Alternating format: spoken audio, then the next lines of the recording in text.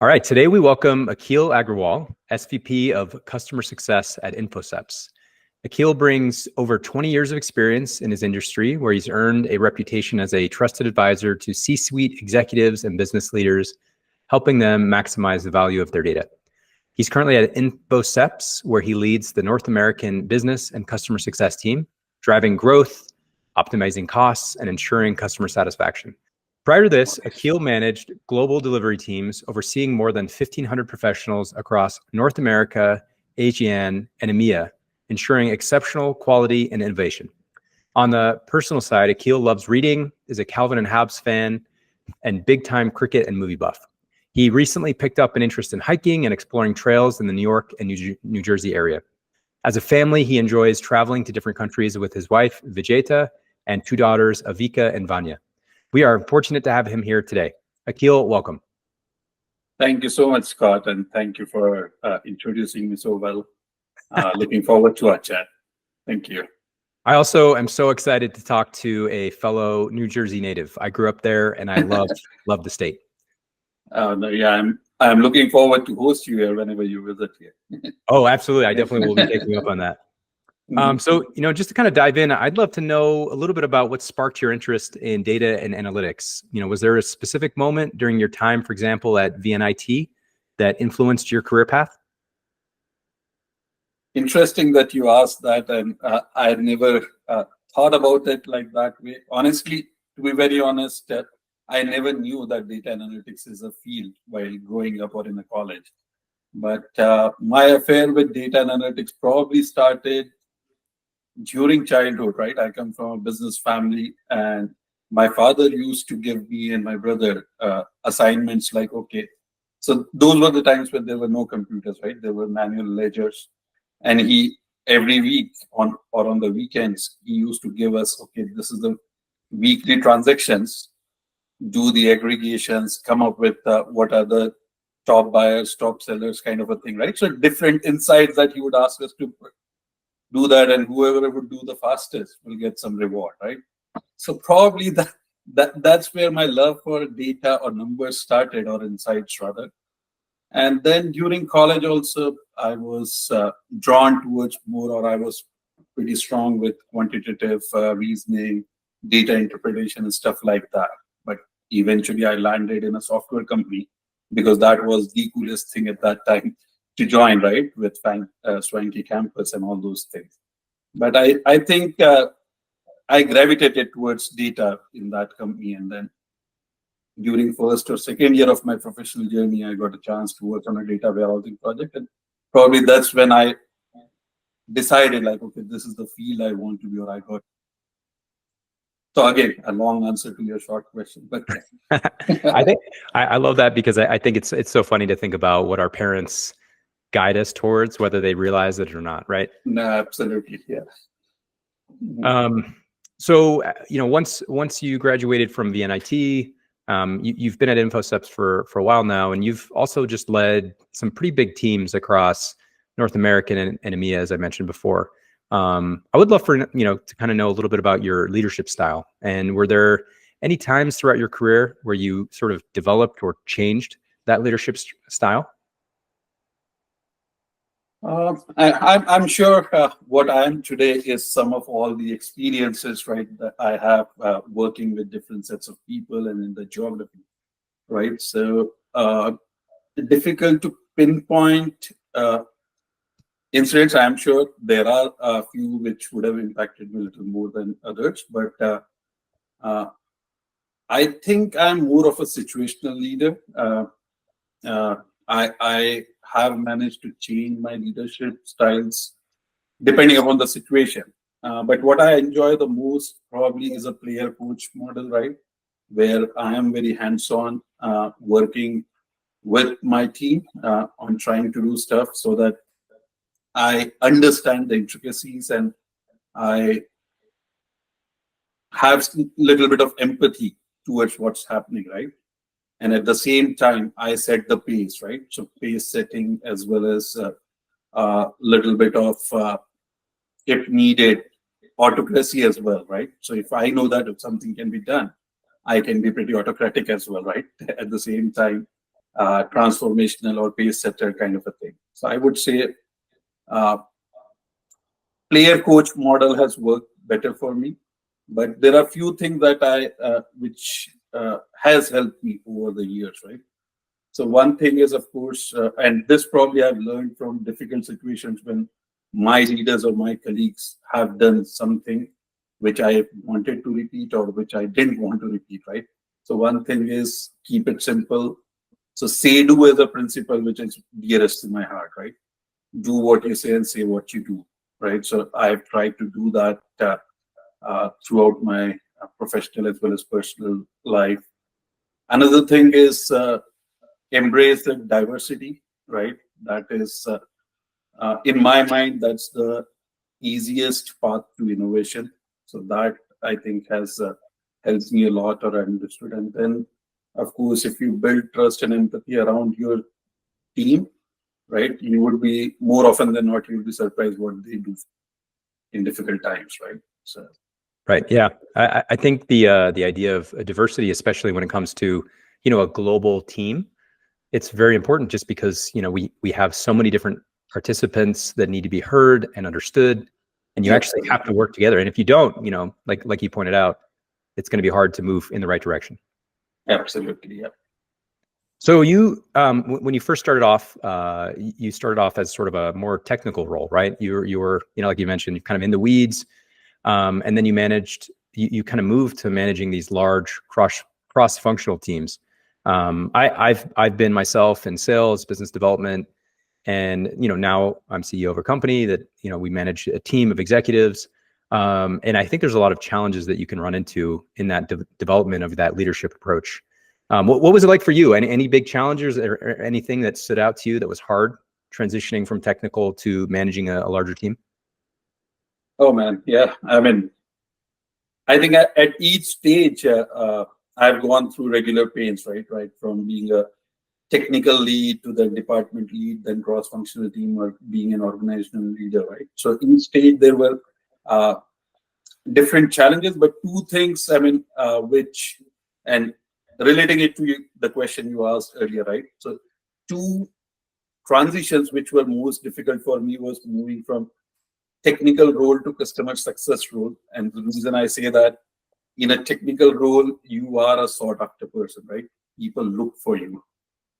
Whereas customer success is seen a little bit more as an overlay, right? Your customers don't want to talk to you because they see a sales agent in you, right? By default and stuff like that. They don't see a value. I mean, it was a little difficult on my ego, right? From being a very sought after to somebody who's trying to gain attention, right? But over a period of time, you realize that, okay, it is nothing but the value that you bring to the table that will keep you relevant, right? So when I moved to customer success, soon I moved towards defining value or telling the story, right? So that was one thing. Another big transition was leading cross-functional teams. When you are leading direct line of command, right? You know them better, you have a lot of controls.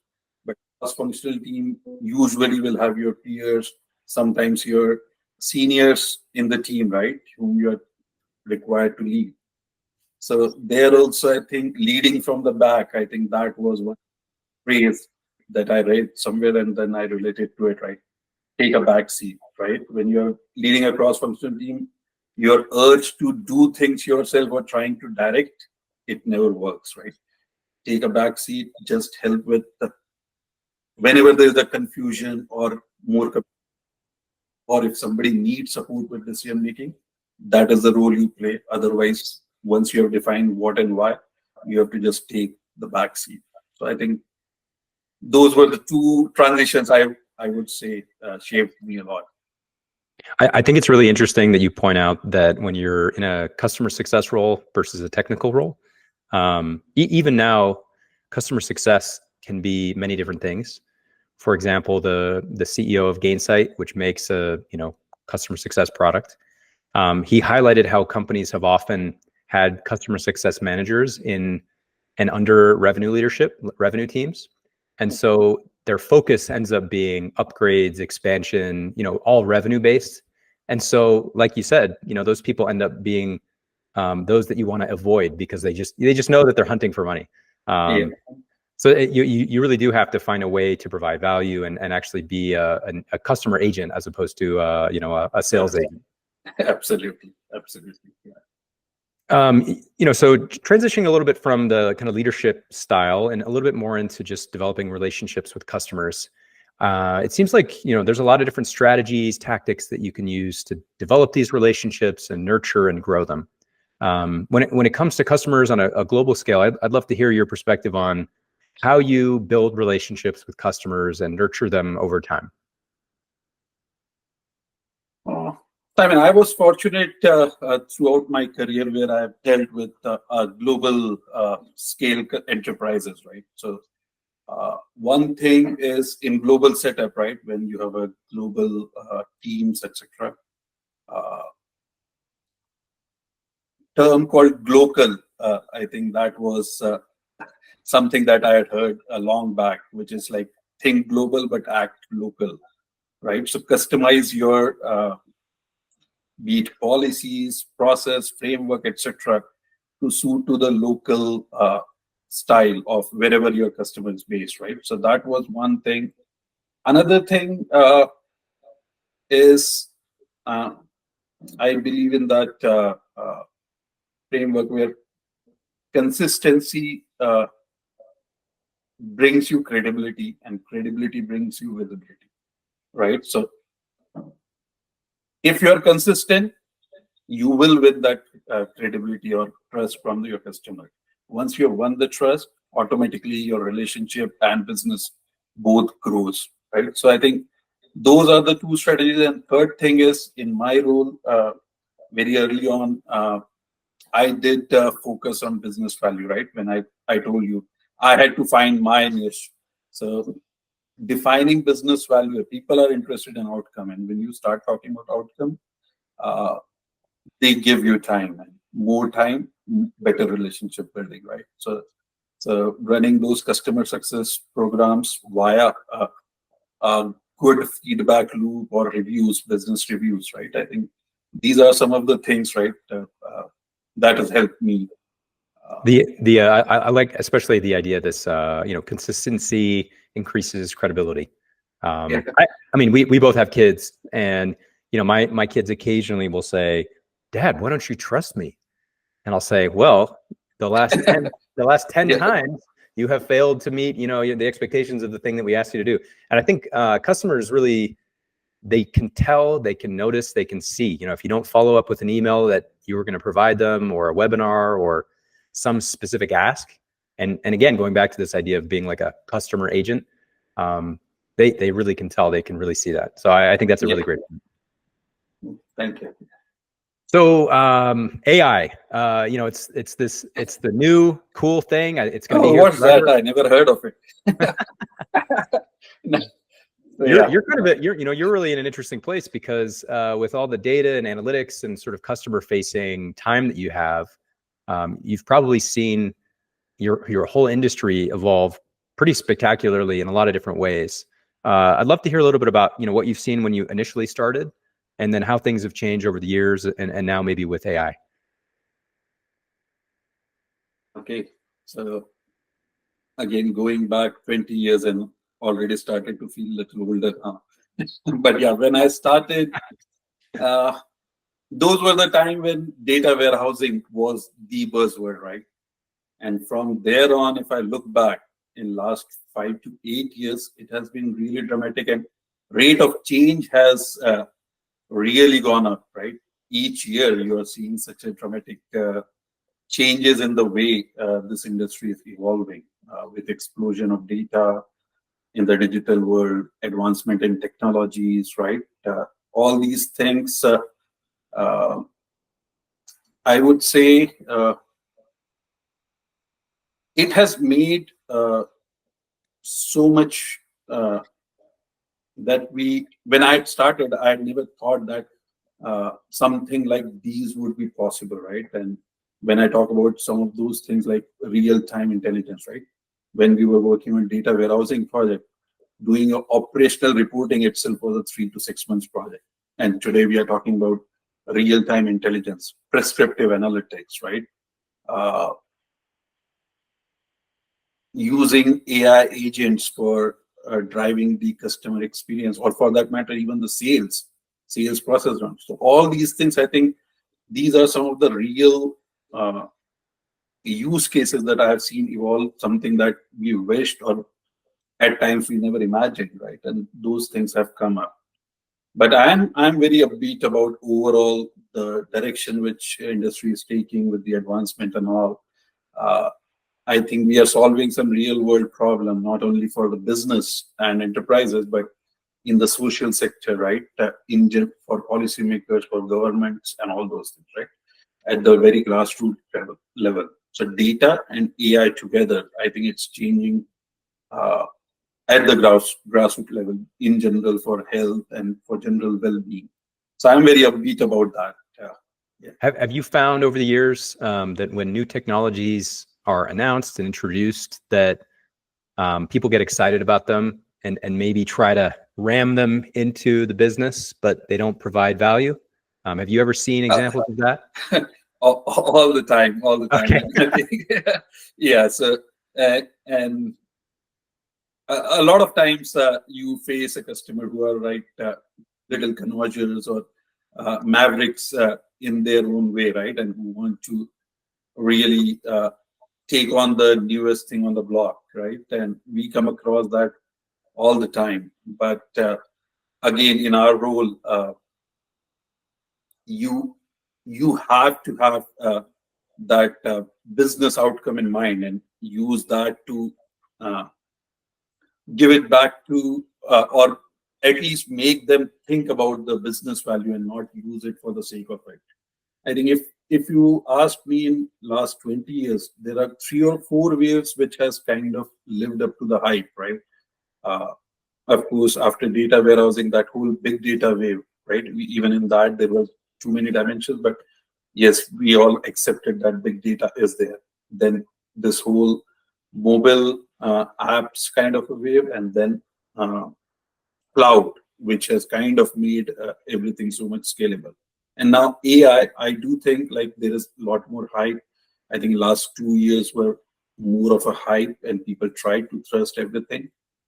But eventually now it is tapering down and people are really asking those questions. Okay, if I'm doing something, it has to have a business value. Right. And we have defined our own framework. I mean, when I say framework, process, right? For any project that you take up, you try to align solution with the business objective, with the pain point and a strategic goal. You try to define upfront on the business metrics or KPIs that you want to measure. And throughout the cycle, you keep on doing that. And third thing that we do, which is very important, and I think a lot of time we as a solution providers or product providers, right, we tend to miss is on adoption. So once the sell is done or a project is completed or once you have implemented, that focus on adoption is one single biggest thing that will define whether the hype with the technology or a trend will survive or not. And adoption will be the key. So I think those are some of the things. Yeah, I think that's a great point about adoption. There's so many tools and products that become available to us, and a lot of the time, I think many people, they try them. You know, if you think about like mobile apps, for example, one of the waves you mentioned. You know, you get your phone, and most people are probably going to use Facebook, Instagram, and then Slack or Gmail or Teams or something. Yeah. And then they have hundreds of other apps that they just kind of like disappear, they stop using. So it becomes a big challenge to drive that change. Yeah.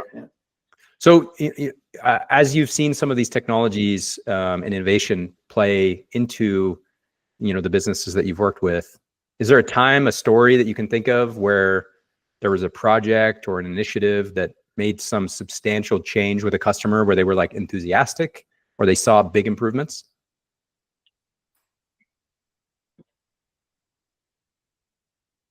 I mean, a lot of them come to my mind, but a very recent one I can talk about, and it is probably not a customer-centric one, but more of an internal project that we ran, or rather good, initiative, right?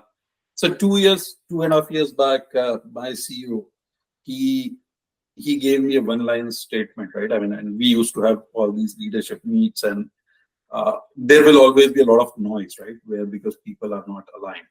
When I say they are not aligned, they are aligned towards goal, but not on what's happening day to day, kind of a thing.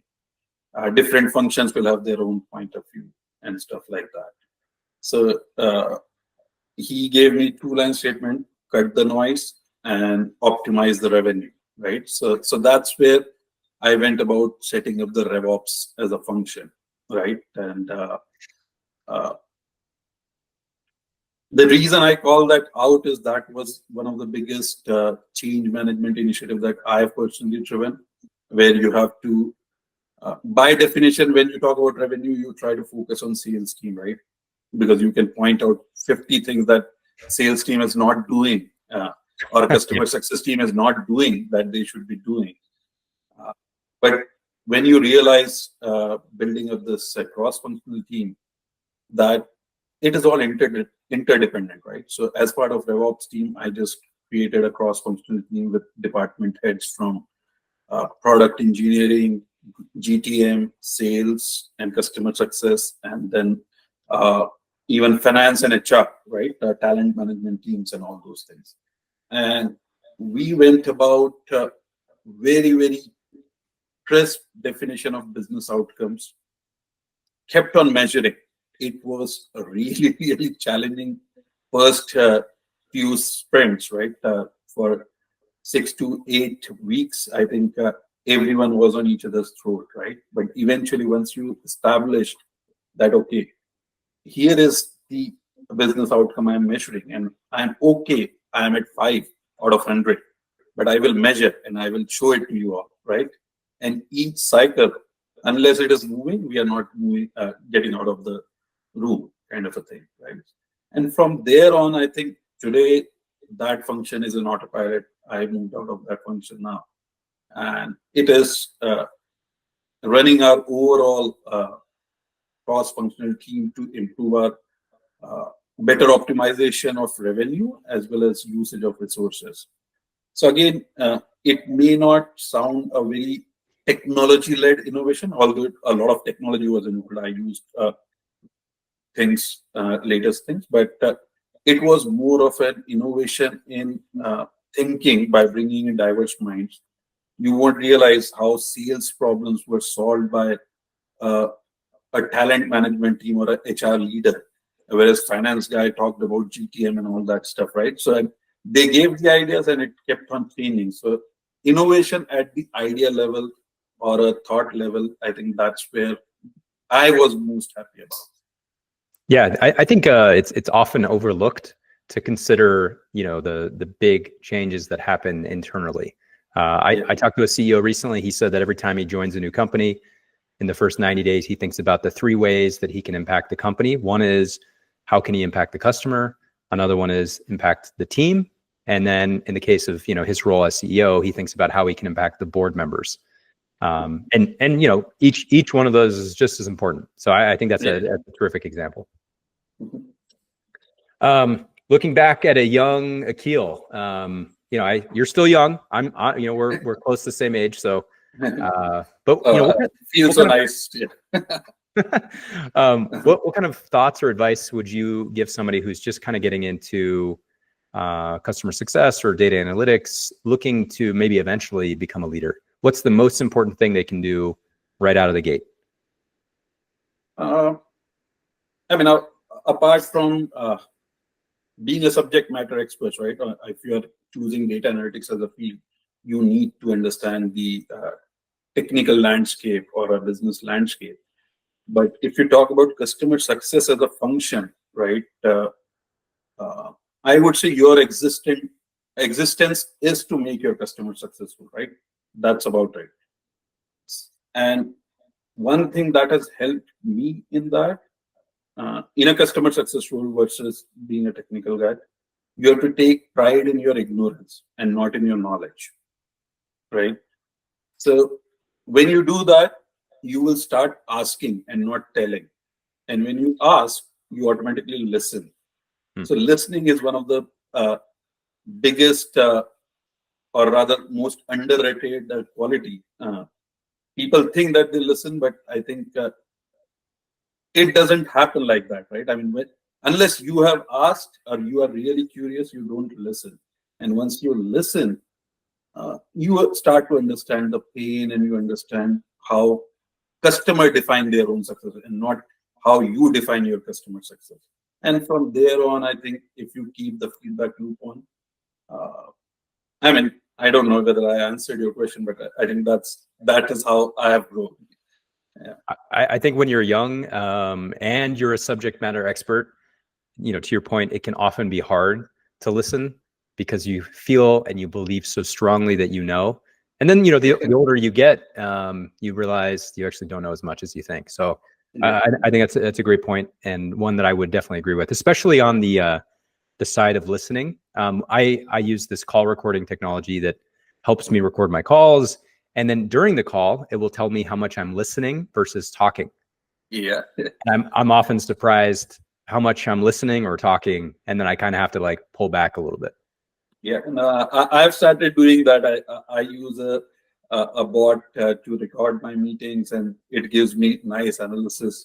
So I think some of these technologies also do help when you are able to measure. Like, okay, you were talking 60% of the time in the meeting. That's nonsense. I mean, you shouldn't be doing that. Or maybe today it would happen like that. But yeah, for sure. And that's okay. I invited you here to do that. How about specifically for a younger Akhil? Is there anything that you would tell him? What would you say, to a, I don't know, 18, 20-year-old Akhil? I will say, but I don't know whether he will understand really, but I will say compounding is for real. A part of it I understood early on, like when it comes for wealth generation, yes, because I knew math and I knew compound interest, I understood that. But in general, compounding is real in every facet of your life, right? So start investing early, invest in your health, right?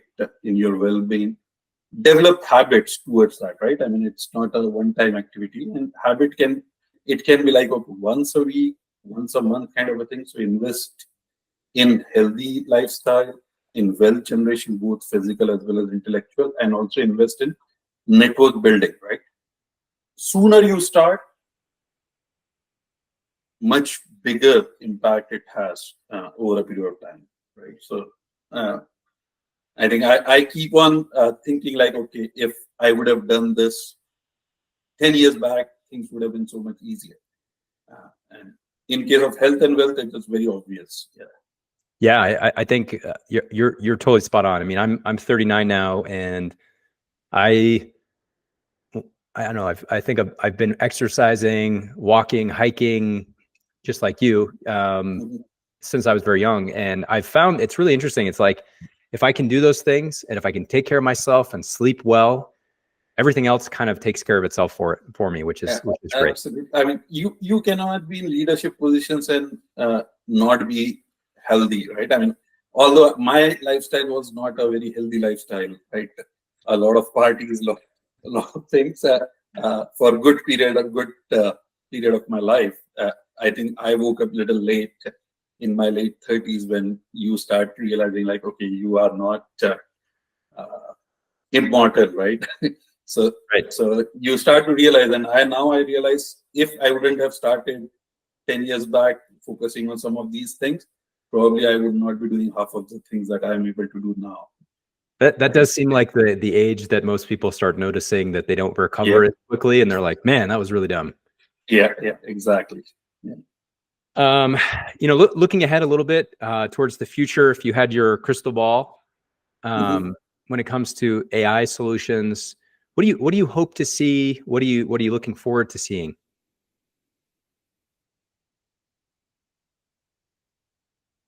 So I think there are a few things which I am interested in, or rather given that the kind of things we work on, right, as a firm, as a professional outfit, right, some of the things which are drawing our attention is overall de-risking this AI-led transformation or AI-led business transformation. There is a lot of caution. There is a lot of what you say, distrust at this stage, right, for various reasons and or rightful reasons, right. So I think that whole thing I see, I'm monitoring very closely on how it evolves, right.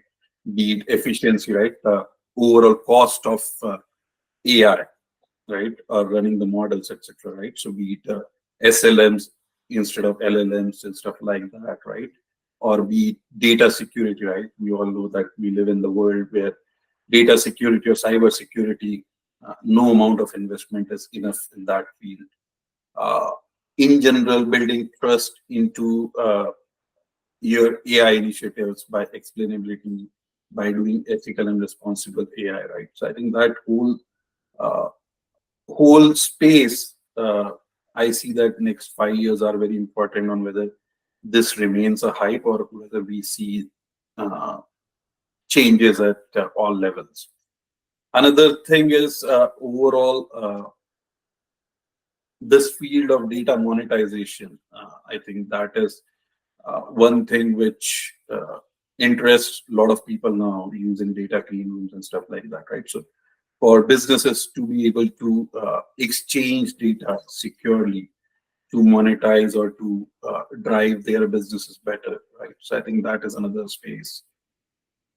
I mean, there are a lot of them, but I think, yeah, these are 2-3 things which, at least in near term, I am seeing that will gain traction a lot more than others.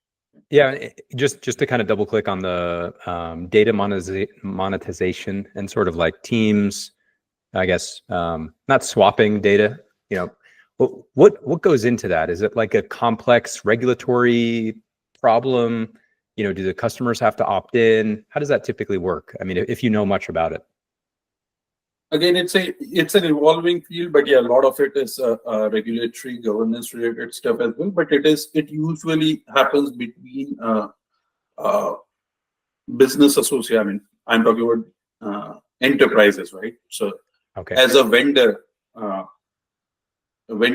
and a client, if they have data that can help each other to do better, and for them to be able to share that data within the regulation, within the privacy rules and all those stuff, right? How do you do that? How do you make it happen? And think of it, instead of 1:1, there are multiple N:2 relationship there, right? How do you do that? How you expose your data without compromising on your business interest as well as regulatory compliances, etc. Right? So it is an interesting field. A lot of technological advancement is happening in that area as well. So yeah. Super cool. Well, Akhil, it has been great talking with you today. And I just wanted to say how much we appreciate you spending some time with us. Thank you so much. I really enjoyed and getting to know this whole thing about you as well in the process. So thank you so much. Awesome. Talk to you soon. Bye. All right. Thank you.